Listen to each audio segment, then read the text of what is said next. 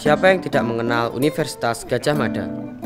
Universitas dambaan anak-anak SMA di zaman sekarang ini. Namun, siapa sangka mahasiswa Universitas Gadjah Mada sedang berdemonstrasi. Peristiwa ini terjadi pada tanggal 12 Juni 2014 di Balairung Universitas Gadjah Mada. Mereka memberikan kritik tentang kebijakan universitas perihal relokasi para pedagang Sunday morning yang lebih dikenal dengan istilah Sunmor. Namun, dapat terlihat bahwa demonstrasi di Universitas Gadjah Mada ini sangat berbeda dengan demonstrasi di tempat lain. Bahkan, sama sekali tidak terdengar teriakan maupun terjadi anarkisme.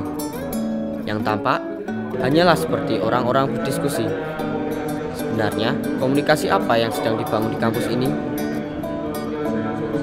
Jadi secara umum kami ingin mengembangkan UGM itu sebagai rujukan kemajuan bangsa di berbagai bidang, termasuk di bidang politik, membangun demokrasi yang beradab. Itu yang ingin kami kembangkan. Nah, berhadapan dengan adik-adik mahasiswa, ini kan masalah kebutuhan untuk berkomunikasi.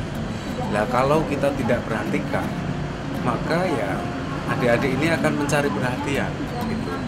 Jadi sebetulnya dugaan saya, kalau ada demonstrasi yang sampai kemudian menggunakan kekerasan, itu terjadi karena bagian dari politik mencari perhatian. Gitu. Nah, yang penting ini adalah bagaimana kita memperhatikan dan kemudian membangun komunikasi dengan adik-adik mahasiswa. Saya sangat berkepentingan untuk membangun tradisi komunikasi dan tradisi politik yang beradab di Indonesia, sekaligus tadi agar bisa menginspirasi perkembangan demokrasi Indonesia yang ya sungguh agak memprihatinkan lah begitu ya. Demonstrasi, dimobilisasi dan seterusnya, kemudian menggunakan bahasa yang kasar dan tidak santun dan seterusnya.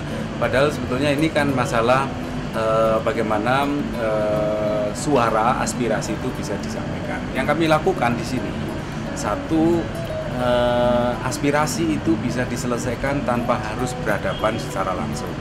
Makanya kita membuat namanya SIAP, Sistem Informasi Aspirasi Publik.